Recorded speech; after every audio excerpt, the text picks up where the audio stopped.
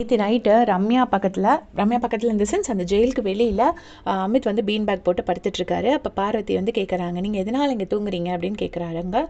அதுக்கு அமித் சொல்கிறாரு, இல்லை இந்த மாதிரி பிக் பாஸ் என்னை கூப்பிட்டு கண்டிச்சார், பூட்டு சாவி நீங்கள் அதிலே தொங்க விட்டுருக்கீங்க, நீங்கள் தானே கேப்டன், நீங்கள் தான் வச்சுருக்கணும்னு சொன்னார். ஸோ நான் இங்கேயே படுத்திருக்கேன், ஒரு வேளை மிட் நைட் அவங்களுக்கு பாத்ரூம் போகணுன்னா அவங்க எப்படி கூப்பிடுவாங்க, அதுக்காக தான் இங்கே படுத்திருக்கேன் அப்படின்னோடனே, இருந்தாலும் இதெல்லாம் ஒரு கொடுமை இல்லை, அழகான தளரும் விட்டுட்டு இங்கே வந்து படுத்திருக்கீங்க அப்படின்னு சொல்லிட்டு பார்வதி சொல்கிறாங்க.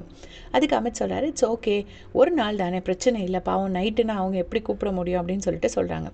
சொல்லிவிட்டு அமித் வந்துட்டு கேட்குறாரு, கமருதீன் எங்கே அப்படின்னு கேட்குறாரு. அப்போ இவங்க சொல்கிறாங்க, இல்லை அவன் பாத்ரூம் க்ளீன் பண்ணிகிட்ருக்கான் அப்படின்னு சொல்லிட்டு. அப்புறமா பார்வதி சொல்கிறாங்க, ஆமாம் நாங்கள் தான் உட்காந்து அந்த இவ்வளோ நேரம் பாத்திரம்லாம் க்ளீன் பண்ணி முடிச்சிட்டோம்டா, அப்புறம் அந்த கிச்சன் ரவுண்டை பெருக்கிட்டோம், அப்புறம் அந்த ஸ்லாப் எல்லாமே அந்த கிச்சன் கவுண்டர் டாப் இருக்குல்ல அதை தொடச்சிட்டேன் அப்படின்னு சொல்லிட்டு பார்வதி சொல்லிவிட்டு, பாத்திரம் மட்டும் 2 பேரும் சேர்த்து வாஷ் பண்ணோண்டா, ஆனால் அந்த ரவுண்டு ஃபுல்லாக பெருக்கிறது, அப்புறம் ஸ்லாப் எல்லாம் துடைக்கிறது அதெல்லாம் நான் தான் பண்ணேங்கிறாங்க. பாத்திரம் தான் வாஷ் பண்ணுறது தான் அங்கே பெரிய வேலை. அந்த பாத்திரத்தையும் வாஷ் பண்ணிவிட்டு அப்புறமா கமருதீன் போய் பாத்ரூமும் வாஷ் பண்ணிகிட்ருக்காரு. இதனால தான் வந்து கமருதீன் வந்து அந்த பேசாமல் இருக்கிற பனிஷ்மெண்ட்டே எடுக்கலாமாங்கிற லெவலுக்கு வந்தார்.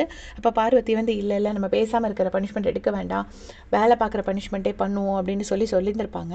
பட் நல்லா லைவ் பார்த்தவங்களுக்கு தெரியும், டெஃபினட்டாக அந்த கொடுத்த ஒர்க்கில் மேக்ஸிமம் ஒர்க் பண்ணுறது கமருதீன் தான்.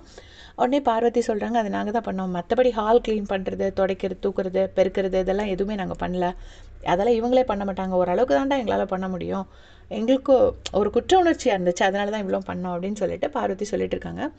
அதுக்கப்புறமா அந்த கேஸ் பற்றி டிஸ்கஸ் பண்ணுறாங்க.